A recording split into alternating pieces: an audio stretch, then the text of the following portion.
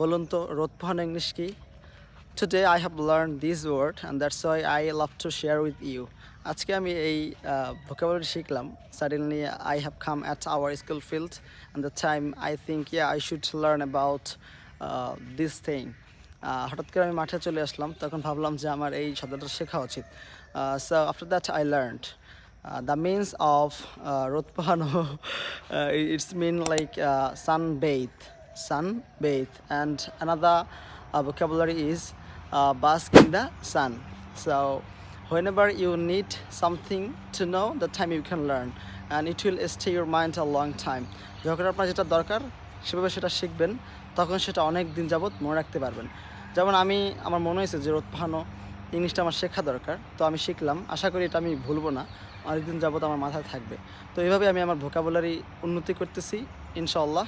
and if you want you can do also same thing. Thank you. বলুন তো রোদ পোহানো English কি? Today I have learned this word and that's why I love to share with you. আজকে আমি এই vocabulary শিখলাম. Suddenly I have come at our school field and the time I think I should learn about this thing.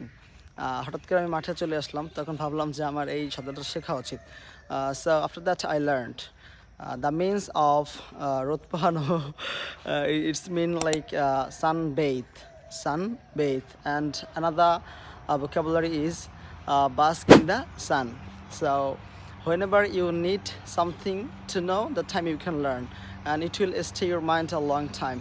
যখন আপনার যেটা দরকার সেভাবে সেটা শিখবেন, তখন সেটা অনেক দিন যাবত মনে রাখতে পারবেন।